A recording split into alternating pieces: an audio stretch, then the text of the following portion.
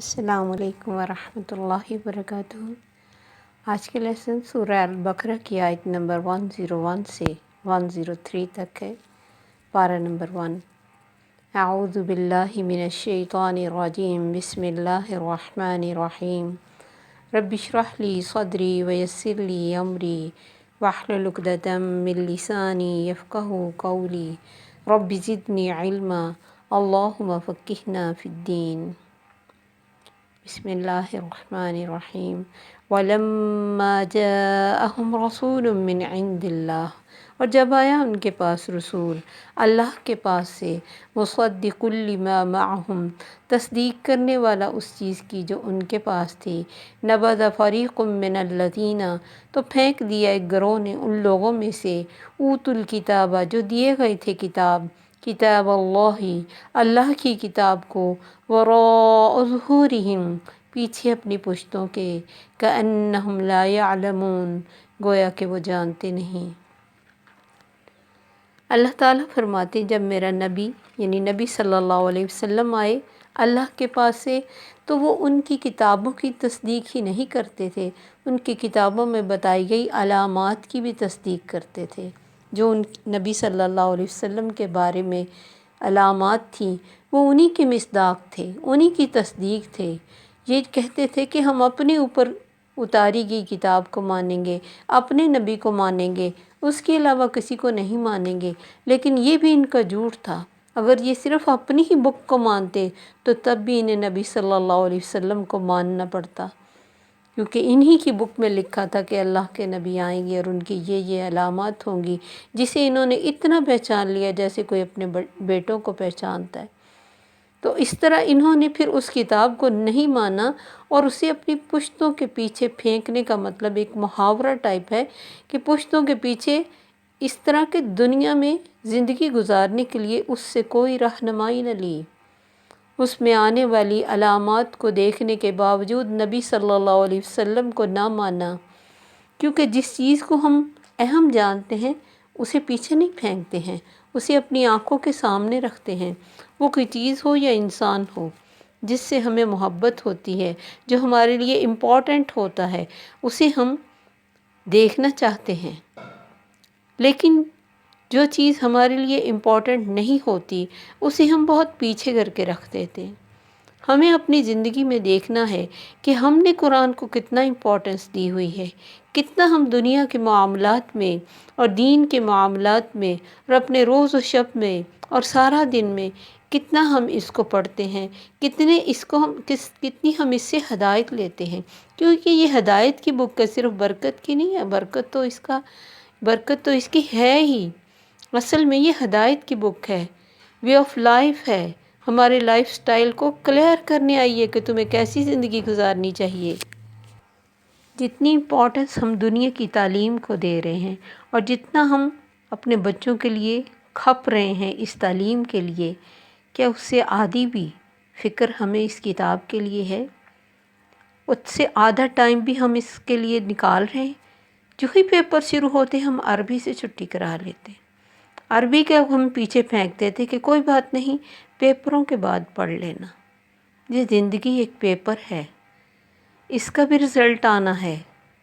دنیا کی کامیابی ہمیں چاہیے نا، تو دنیا کے لیے ہم کوشش بھی کرتے ہیں، دنیا سے ہمیں محبت ہے، اس کا رزلٹ ہمیں نظر آتا ہے، اس لیے اس کی طرف محنت بھی جاری ہے۔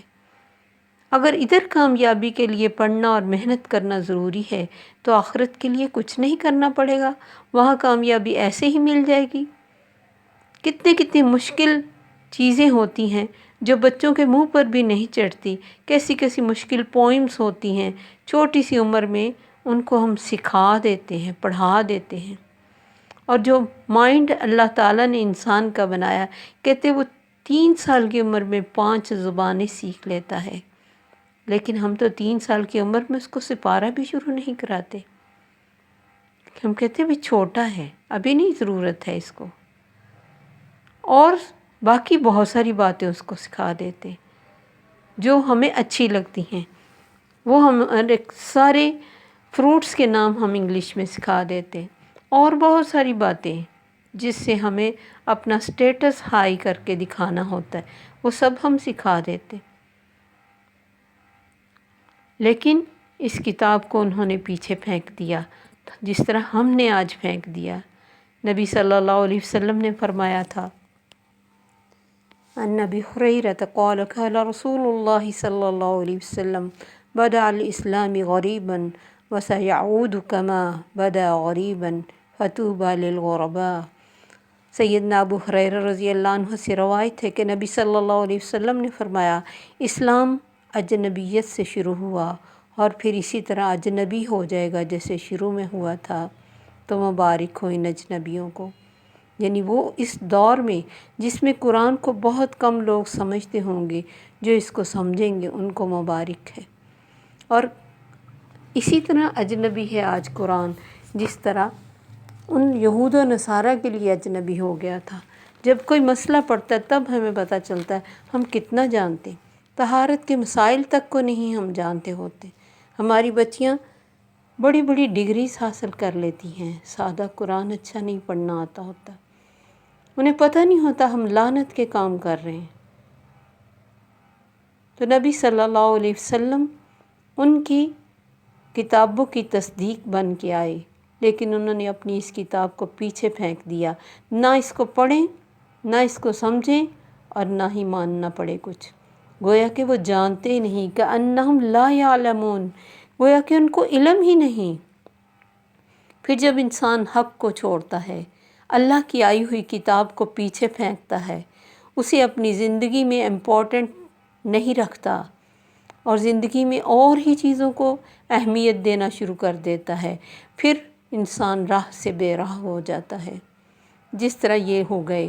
وَاتَّبَعُوا مَا تَتْلُو الشَّيَاطِينُ عَلَىٰ مُلْكِ سُلَيْمَانَ، اور وہ پیروی کرنے لگے اس کی جو پڑھتے تھے شیطان اوپر سلیمان کی بادشاہت کے۔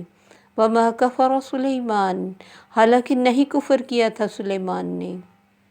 ان کا خیال تھا کہ اللہ تعالیٰ نے جو اتنی بڑی حکومت دی تھی سلیمان علیہ السلام کو، یہ ان کی دعا کی بدولت دی تھی۔ انہوں نے دعا کی تھی کہ یا اللہ مجھے ایسی بادشاہی دو جو نہ میرے پہلے کسی کو ملی ہو نہ بعد میں ملے، میرے جیسی بادشاہی کسی کو نہ ملے۔ تو اللہ تعالیٰ نے ان کو وہ بادشاہی عطا کی، ہوا ان کے قبضے میں آ گئی، شیاطین ان کے قبضے میں آ گئے، جانوروں کی بولیاں وہ سمجھنے لگ پڑے۔ تو ان یہود و نصارہ نے کہنا شروع کر دیا کہ ان کی تو ساری بادشاہت جادو کے زور پہ تھی۔ تو اللہ نے اس لیے یہ الفاظ بولے، وَمَا كَفَرَ سُلَيْمَانُ، سلیمان نے کفر نہیں کیا، کیونکہ جادو تو کفر ہے۔ جادوگر تو ایمان سے خارج ہوتا ہے تو جادو سیکھتا ہے، وہ تو جادو کرتا ہے تب بھی ایمان سے خارج ہو جاتا ہے، اور جادو تو آتا ہی نہیں ایماندار انسان کے اندر۔ وَلَٰكِنَّ الشَّيَاطِينَ كَفَرُوا، لیکن شیطانوں نے کفر کیا تھا جو لوگوں کو جادو سکھاتے تھے۔ سلیمان علیہ السلام نے تو جادو کی کتابیں ہی چھپا دیں جس کو یہ پڑھتے تھے۔ انہوں نے سلیمان علیہ السلام کے مر جانے کے بعد یہ کتابیں نکال لیں اور مشہور کیا کہ ان کی حکومت جادو کے زور پہ تھی، جس کی تردید اللہ تعالیٰ فرماتے ہیں کہ سلیمان نے کوئی کفر نہیں کیا۔ شیطان انسانوں کو کفر اور جادو سکھاتے تھے۔ وَمَا أُنزِلَ عَلَى الْمَلَكَيْنِ بِبَابِلَ هَارُوتَ وَمَارُوتَ، اور جو نازل کیا گیا تھا دو فرشتوں پر بابل شہر میں، ہاروت اور ماروت پر۔ وَمَا يُعَلِّمَانِ مِنْ أَحَدٍ، اور نہیں وہ دونوں سکھاتے تھے کسی ایک کو بھی، حَتَّى يَقُولَا، حتیٰ کہ وہ دونوں کہتے تھے، إِنَّمَا نَحْنُ فِتْنَةٌ، بے شک ہم آزمائش ہیں، فَلَا تَكْفُرْ، تو تم کفر نہ کرو۔ اب یہ متشابہات میں سے آیتیں ہیں کہ اللہ نے ان فرشتوں کو کیوں بھیجا۔ جس طرح دنیا میں شیطان انسان کا دشمن بن کے آیا، جس طرح صحت اور بیماری آئی، سب اللہ کی حکمتیں ہیں، وہ چاہے جو چاہے کرے، اور وہی بہتر جانتا ہے کہ اس نے یہ فرشتوں کو کیوں بھیجا تھا۔ لیکن یہ ساتھ بتا دیا کہ اگر وہ کچھ آزمائش بن کے آئے تھے تو لوگوں کو سمجھاتے بھی تھے کہ یہ چیز نہ سیکھو، ہم آزمائش ہیں، تم کفر نہ کرنا۔ لیکن فَيَتَعَلَّمُونَ مِنْهُمَا، وہ سیکھتے تھے ان دونوں سے، مَا يُفَرِّقُونَ بِهِ بَيْنَ الْمَرْءِ وَزَوْجِ، جو تفریق ڈال دیتا درمیان شوہر اور اس کی بیوی کے۔ یعنی جادو کا بڑا کام کس لیے لیتے تھے جادو سے کام؟ کہ میاں بیوی میں جدائی ڈالیں۔ سب سے اہم کام جو جادو کے ذریعے اس وقت بھی کیا جاتا تھا اور آج بھی کیا جاتا ہے۔ نبی صلی اللہ علیہ وسلم نے فرمایا ابلیس اپنا عرش، اپنا دربار پانی پر لگاتا ہے، اللہ کی نقل مارتا ہے، کیونکہ اللہ کا عرش پر پانی پر ہے، وَكَانَ عَرْشُهُ عَلَى الْمَاءِ۔ تو وہاں یہ روز اپنے چیلوں سے دن کی کارگزاری پوچھتا ہے، اور سب اپنی اپنی کارگزاری بتاتے ہیں تو سنتا رہتا ہے۔ جو شیطان آ کے یہ کہتا ہے کہ میں نے میاں بیوی میں جدائی ڈالی، اسے اپنے پاس بلاتا ہے، اسے گلے لگاتا ہے، کیونکہ ایک گھر ٹوٹتا ہے، ایک نسل خراب ہوتی ہے۔ اسے سحر تفریق کہتے ہیں کہ اچانک محبت نفرت میں بدل جاتی، کوئی وجہ نہیں ہوتی، یا پھر کوئی عورت کسی میاں بیوی کے درمیان شیطان بن کر آ جاتی، ان کی زندگی برباد کر دیتی، یا کوئی مرد آ جاتا ہے۔ اور سحر بھی اثرات ہوتے ہیں، کچھ کلمات کے اثرات، جیسے تعریف اور تنقید کا اثر ہوتا ہے، ڈانٹ کا اثر ہوتا ہے، گالی کا اثر ہوتا ہے۔ اسی طرح کچھ الفاظ کو بار بار دہرانے سے ان کا اثر کچھ اور طرح ہو جاتا ہے۔ آپ بھی جیسے بہت سارے لوگ قرآن ہی کی کچھ چیزوں کو غلط کوٹ کرتے ہیں، غلط طریقے سے استعمال کرتے ہیں، تو اس کے اثرات، چونکہ نیت غلط ہوتی ہے تو غلط اثرات بھی ہوتے ہیں۔ جیسے کچھ لوگ کہتے ہیں کہ سورہ جن کو اتنی دفعہ پڑھو، اور قبرستان میں جا کے پڑھو، اور قبر میں کھڑے ہو کے اور چلا کاٹو تو جن قبضے میں آ جاتا ہے، اور کچھ لوگ اس کو کوشش کرتے بھی ہیں، اور پھر ان پہ برے اثرات بھی ہوتے ہیں ان کے۔ خود وہ جب ڈرتے ہیں تو ہمیشہ کے لیے بعض کے دماغ پہ اثر ہو جاتا ہے، اور وہ خود پاگلوں جیسی حرکتیں کرنے لگ جاتے۔ لیکن کچھ لوگ جو اس سائٹ پہ آتے ہیں وہ پھر بہت گندے گندے کام کرتے ہیں، اور کہتے ہیں کہ یہ قرآن پرموشن تک کرتے ہیں، اور صحابہ کے ناموں کو جوتے مارتے ہیں، اور اس طرح پھر آیات کا بید بھی کرتے ہیں، ایمان سے خارج ہوتے ہیں تو جادو سیکھتے ہیں۔ اس لیے اللہ نے فرمایا سلیمان نے کفر نہیں کیا، جادو تو کفر ہے۔ اور فرشتے بھی کیا کہتے ہیں؟ لا تکفر، نہ سیکھو نہ کفر کرو، لیکن وہ سیکھتے تھے، زبردستی سیکھتے، اور پھر کیا سیکھتے؟ کہ میاں بیوی میں جدائی ڈال دیں۔ وَمَا هُمْ بِضَارِّينَ بِهِ مِنْ أَحَدٍ إِلَّا بِإِذْنِ اللَّهِ، اللہ فرماتے ہیں حالانکہ وہ کسی کو نقصان دینے والے نہیں تھے اس جادو کے ساتھ، ہاں اللہ کے حکم سے۔ کوئی جادو نہیں چل سکتا جب تک اللہ کا حکم نہ ہو۔ وَلَا يُفْلِحُ السَّاحِرُ حَيْثُ أَتَىٰ، جادو کامیاب نہیں ہو سکتا جہاں سے بھی آئے۔ اور مختلف طرح کے جادو ہوتے، کبھی تو نظر بندی کر دی جاتی ہے کہ چیز ہوتی کچھ ہے، نظر کچھ آتی ہے، جیسے اللہ نے موسیٰ علیہ السلام کے سامنے جو ان جادوگروں نے جادو کیا تو اللہ نے فرمایا کہ سحروا اعین الناس، لوگوں کی آنکھوں پہ جادو کیا، ورنہ وہ رسیاں اور لاٹھیاں ہی تھیں تو لوگوں کو وہ سانپ نظر آنے لگ پڑیں۔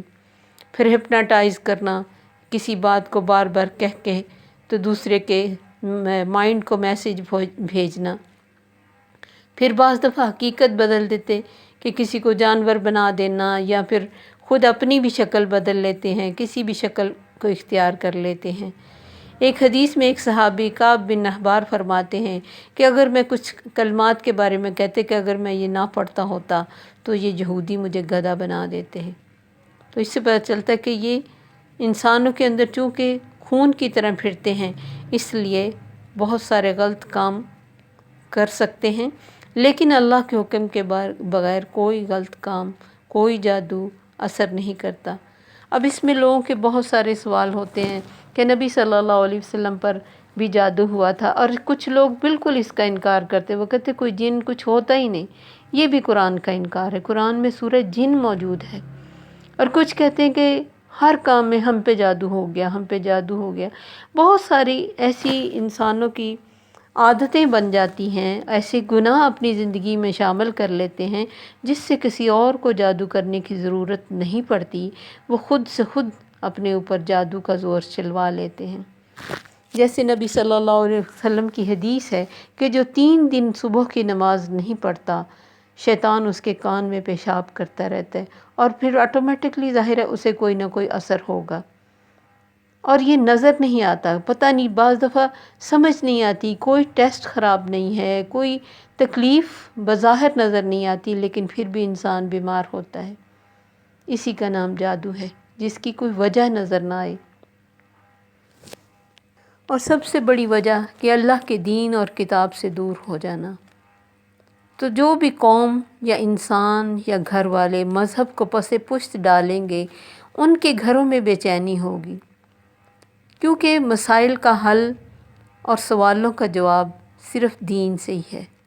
مسائل ہمیشہ تھے، ہمیشہ رہیں گے، لیکن جب لوگ مسائل کا حل دین کی بجائے غلط راہوں پر جا کے ڈھونڈیں گے تو پھر وہ شیطان کی راہوں کو اختیار کریں گے، پھر وہ غلط چیزوں کی طرف پڑیں گے، غلط لوگوں کی طرف جائیں گے اور غلط طریقے سے اپنے مسائل کا حل کروائیں گے۔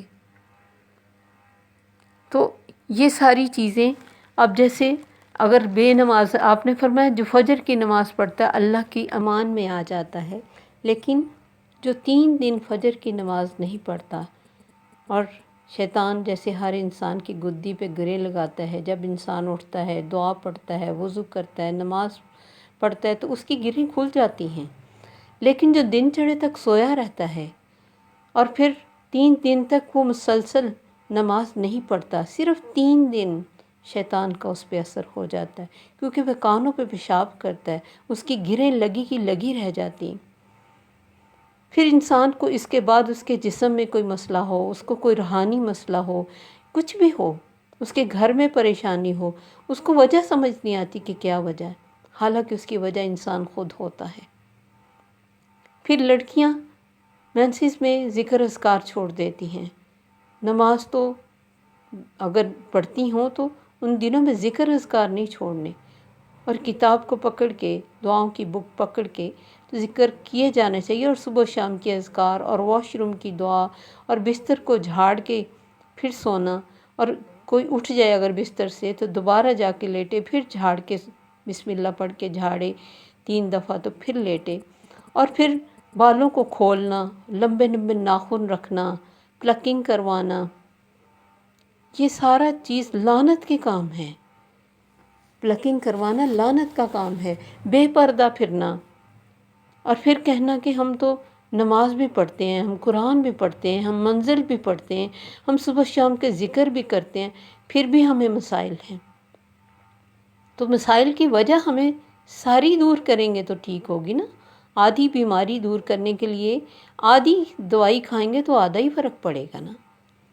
اب کل ہی مجھے ایک بچی کہہ رہی تھی، اسے وہم کی بہت زیادہ بیماری تھی کہ بہت پانی ضائع کرتی تھی، لگتا تھا وضو نہیں ہوا، میں پاک نہیں ہوئی، بہت زیادہ طہارت کرتے رہنا، حتیٰ کہ زخم ہو جانا خود کو، اور بہت زیادہ نہاتے رہنا اور لگنا کہ نہیں ابھی بھی صاف نہیں۔ تو وہ ساری نماز اور کے باوجود یہ سب کچھ کیوں تھا؟ وہ پلکنگ تھی، اور اس کے بعد بے پردگی ہے، پھر اس کے بعد چغلی ہوتی ہے، گھر میں گانا اور یہ سب کچھ سر عام چلتا ہوتا ہے۔ تو جب اللہ کی نافرمانی کے کام ہوں گے تو نماز کیا اثر کرے گی؟ ان الصلاۃ تنہی عن الفحشاء والمنکر، نماز تو برائی اور بے حیائی سے روکتی ہے۔ اللہ تعالیٰ نے سورہ نور کے شروع میں فرمایا سورۃ انزلناہا وفرضناہا، یہ نہ صرف نازل کی، اس کو فرض کیا ہے۔ اس میں اللہ تعالیٰ نے ہمیں محرم رشتہ داروں کے سامنے اپنا آپ ڈھانپ کے آنے کا حکم دیا ہے، تو کیا ساری دنیا ہماری محرم ہے جہاں ہم دوپٹے کے ساتھ اور بعض دفعہ وداؤٹ دوپٹے کے پھر رہے ہوتے ہیں؟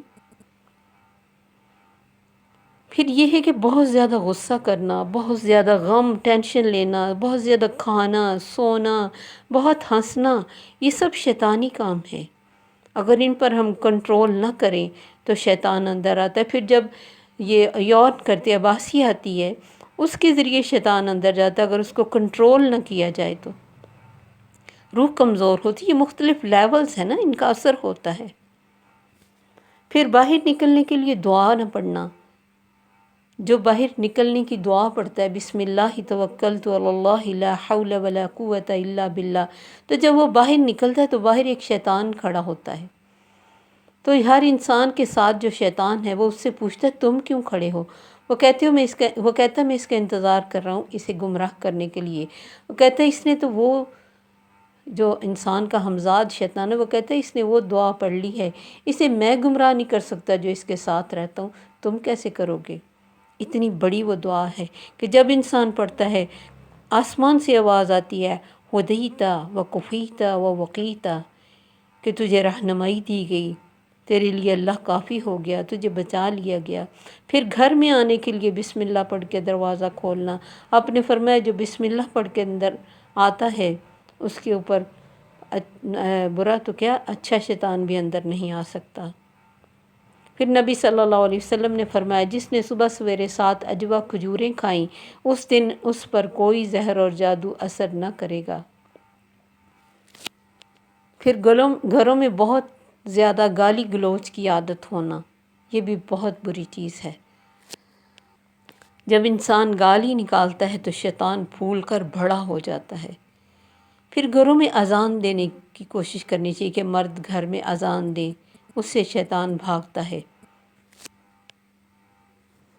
پھر لڑکیاں بہت زیادہ بال کھول کے چھتوں پر نہ جائیں، اور رنگ برنگی بہت عجیب و غریب قسم کی نیل پالش لگانا، اور اب تو بالوں کے ایسے ایسے عجیب کلرز کروائے جاتے، ایک آدھے بال اور طرح کے ہیں، پھر اس سے آدھے اور طرح کے ہیں۔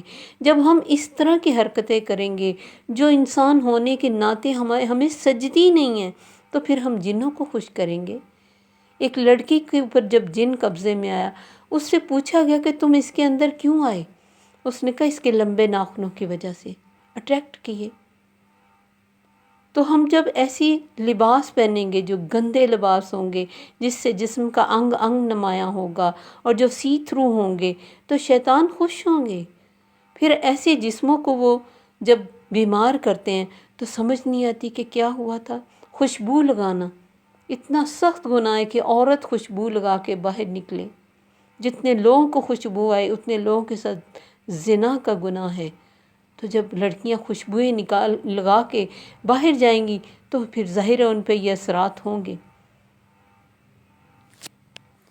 پھر مردوں کا اپنی بیوی کے ہونے کے باوجود غیر عورتوں سے تعلقات رکھنا، یہ بھی شیطانی اثرات کے سبب ہوتا ہے، کیونکہ وہ دین سے دور ہوتے ہیں، اور لڑکیاں تو دعوت ہے۔ اب آج کل کے فتنوں کے دور میں ہر جگہ لڑکی موجود ہے، اور وہ اس کو کوئی دین کا پتہ ہی نہیں، جو مرضی اس کو بلائے، چند ہزاروں کی خاطر وہ ہر ایک کے ساتھ جانے پہ راضی ہے۔ پھر ایسی لڑکیوں کے ساتھ تعلقات کی وجہ سے گھر خراب ہوتے ہیں، یا کوئی عورتیں ایسی ہیں جو باوجود خاوند کے باہر لڑکوں سے تعلقات رکھتی ہیں۔ تو یہ ساری چیزیں شیطانی اثرات انسان کے اندر تبھی آتے ہیں جب وہ دین سے دور ہوتا ہے۔ جس کے اندر اللہ کا ڈر ہوگا وہ ان چیزوں سے دور رہے گا۔ اللہ نے فرمایا والذین هم لفروجہم حافظون، وہ جو اپنی شرمگاہوں کی حفاظت کرتے ہیں، الا علی ازواجہم، سوائے اپنی بیویوں اور لونڈیوں کے، اور جو کوئی اس کے علاوہ فمن ابتغی وراء ذلک فاولئک هم العادون، جو اس کے علاوہ کوئی راہ ڈھونڈے گا تو یہ حد سے بڑھنے والے اور زیادتیاں کرنے والے ہیں۔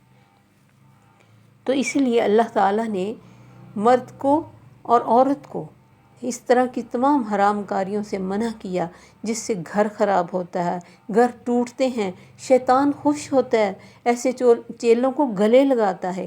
پھر لو سے منہ موڑنا بہت ضروری ہے، وہ لڑکے ہوں یا لڑکیاں۔ بے حیائی کی باتیں، بے حیائی کے لباس، بے حیائی کے کام، بے پردگی، سب اثرات کو لے کے آتے ہیں۔ کوئی ہم پہ جادو نہیں کرتا، بہت سارے جادو ہم خود اپنے آپ پہ کرواتے ہیں۔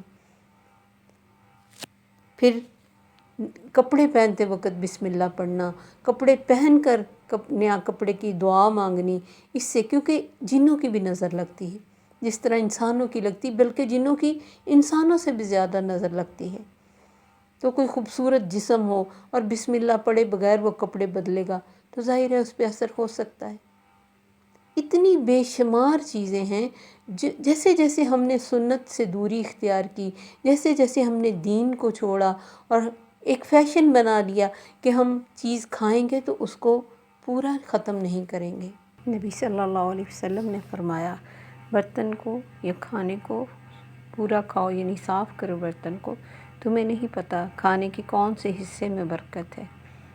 پھر آپ نے فرمایا کہ اپنی انگلیاں دھونے سے پہلے ان کو چاٹ لو، کیونکہ یہ ساری چیزوں پر شیطان دھیان رکھتا ہے اور انسان کے بچے ہوئے اس کھانے سے وہ فائدہ اٹھا کے اس کے اندر بری چیز ڈال دیتا ہے۔ پھر بائیں ہاتھ سے کھانا، بہت سارے لوگ جن کو عادت ہو جاتی ہے اور ان کو کوئی روکتا نہیں ہے بچپن میں، تو وہ نہ صرف خود بائیں ہاتھ سے کھاتے بلکہ بچوں کو بھی بائیں ہاتھ سے کھلاتے۔ تو اس ظاہر جو کام شیطان کرتا ہے اگر وہ انسان کرے گا تو اس کے اندر کوئی اچھائی تو نہیں جائے گی۔ پھر واش روم میں جاتے وقت بایاں پاؤں اندر رکھنا اور دایاں پاؤں باہر نکالنا۔ گھروں میں صفائی کا دھیان رکھنا، گھروں کے کونوں میں کارپیٹ بچھے ہوئے تو ان کے کونوں کے نیچے سے صفائی کرنے، جالا اتارنا، پردے دھونا۔ پھر جب بال اب کنگھی کریں تو اس میں دیکھیں کہ بال لمبے لمبے بال بھی اتر جاتے ہیں، ان کو کاٹ کر پھینکنا، کیونکہ ایک بھی پورا لمبا بال ان کے فائدے کے لیے ہوتا ہے۔ پھر شام کے وقت بچوں کو گھر سے باہر نہیں رکھنا، جو ہی شام پڑے بچوں کو اندر لے آنا، کیونکہ وہ شیطانوں کا ٹائم ہوتا ہے۔ پھر جب بھی کسی ایسے انسان کے پاس جائے جو یہ کام کرتا کراتا ہے اور وہ آپ سے آپ کی ماں کا نام پوچھے تو یہ اتنا اہم ہے کہ ماں کا نام بتانے سے کوئی دوسری کنٹری میں بیٹھا بھی ہو تو اس پر جادو ہو سکتا ہے۔ جو علاج کرتا ہے اسے ماں کے نام کی ضرورت نہیں پڑتی، جو بھی ماں کا نام پوچھتا ہے وہ کاہن ہوتا ہے۔ اور نبی صلی اللہ علیہ وسلم نے فرمایا جو کسی کاہن کے پاس گیا اور اس نے اس کی تصدیق کی کہ تم صحیح کہتے ہو تو سمجھو اس کی 40 دن نماز قبول نہیں ہوتی۔ اور بہت سارے لوگ کہتے ہیں ہم نے تو اسے کچھ جا کے بتایا بھی نہیں، اس نے خود ہی سب کچھ بتا دیا، اس نے ہمارے گھر کا نقشہ بھی بتا دیا، کیونکہ ہر انسان کے ساتھ ایک شیطان ہوتا ہے اور جو اس جادو کرنے والے کے پاس شیطان ہوتا ہے وہ ایک سیکنڈز کے 1000ویں حصے میں اس سے سب کچھ پوچھ لیتا ہے اور بتا دیتا ہے اسے اپنے اس جادو کرنے والے کو، تو وہ بتانا شروع کر دیتا ہے۔ پھر کچھ بھی ٹرک ہوتے ہیں بہت سارے، ضروری نہیں ہے کہ وہ جو نظر آتا ہے وہی ہو۔ تو ان ساری چیزوں سے بچنے کا حل یہ ہے کہ ہم صبح شام کے اذکار پڑھیں، جس میں سورہ یونس کی 80 نمبر آیت اس کو بھی پڑھنا چاہیے، اگر کسی کو کوئی مسئلہ ہو تو اسے بار بار دہرائے۔ پھر سورہ یونس کی 81 نمبر آیت ہے اور سورہ طٰہٰ کی 69 نمبر آیت، اور پھر سورہ صافات کی 11 آیات، اور صبح شام کے باقی اذکار ان کو بہت دھیان سے، کھانا بھول سکتا ہے انسان لیکن یہ اذکار نہیں چھوڑنے چاہیے، کیونکہ شیطان ہم سے بہت زیادہ ہے۔ اگر انسان اپنی کیئر نہیں کرے گا تو خود پھنسے گا اس تکلیف میں، اور پھر ہمیں پتہ ہے کہ اس کی کوئی میڈیسن کسی کو سمجھ نہیں آتی، کوئی حل سمجھ نہیں آتا، اور بعض دفعہ یہ مسئلہ اتنا بڑھ جاتا ہے کہ بہت زندگی لگا کر بھی ٹھیک نہیں ہوتا۔ پھر اسکولوں میں جب بچیاں جائیں خاص طور پہ ان کا دھیان رکھیں کہ وہ خوشبو نہ لگائیں، بال نہ کھولیں، باغوں میں جاتے وقت جیسے شادیاں ہوتی ہیں کوئی باغوں میں، وہاں بھی بالوں کی طرف دھیان رکھیں اور کوئی ایسے فیشن نہ کریں جو شیطان کو اٹریکٹ کریں، یعنی انسان کی عام نیچرل کلر، نیچرل عادات سے ہٹ کر بہت تبرج والے فیشن۔ اور میاں بیوی بھی ایک دوسرے کے پاس رہیں تو اپنی وہ دعائیں یاد رکھیں کہ جو ان کو پڑھنی چاہیے، اور ایک دوسرے کو صبح شام کے اذکار سے حفاظت میں لیتے رہیں، خود بھی اپنے اوپر بھی دم کریں اور دوسروں کو بھی کریں۔ پھر شریعہ رقیہ موجود ہے، اس کو پڑھیں اور بچوں کے پاس بھی لگائیں، اور گھر میں سورہ بقرہ لگائیں، کیونکہ آپ نے فرمایا باطل قوتیں اس کا مقابلہ نہیں کر سکتی۔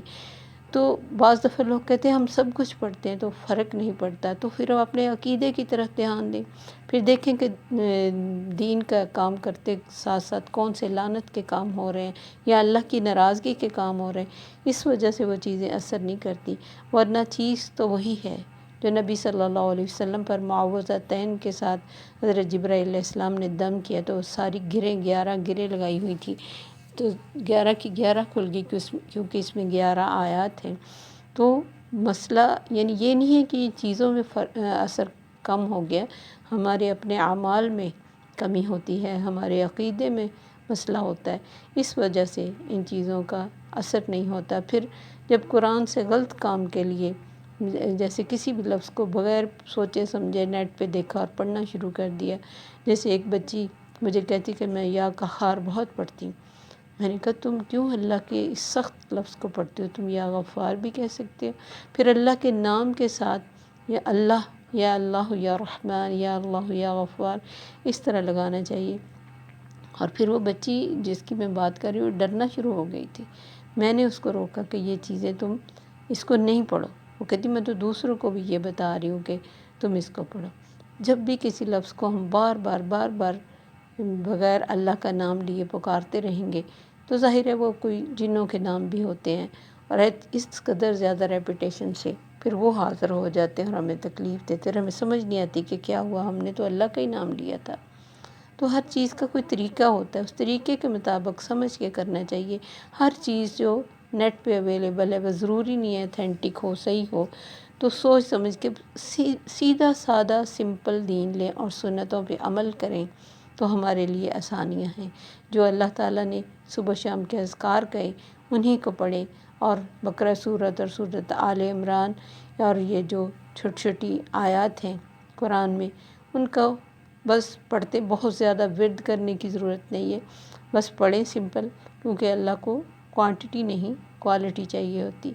اور پھر اللہ سے دعا کریں، کیونکہ اصل پناہ تو وہ دیتا ہے اور اس کے حکم کے بغیر کوئی چیز نقصان نہیں دے سکتی، اور ان چیزوں سے ڈرنا نہیں چاہیے۔ اشرف المخلوقات انسان ہے، وہ نہیں۔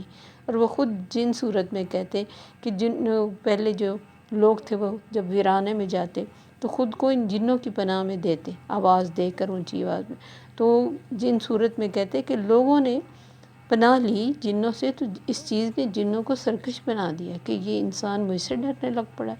تو یہ ڈرنے کی چیزیں نہیں ہیں، ایک آیت الکرسی سے لاکھوں شیطان ختم ہو سکتے، تو ان چیزوں میں اتنی پاور ہے۔ ہمیں صرف یہ ہے کہ ہمارا اعتماد، یقین، توکل اللہ پر ہو۔ اللہ سے دعا ہے کہ ہمیں ان تمام چیزوں سے بچا کے رکھے اور ہمیں سمجھ عطا فرمائے کہ ہم سنتوں پر عمل کرنے والے اور اللہ کے احکام پر پوری طرح عمل کرنے والے بن جائیں۔ السلام علیکم ورحمۃ اللہ وبرکاتہ۔ سبحانک اللہم وبحمدک، اشہد ان لا الہ الا انت، استغفرک واتوب الیک۔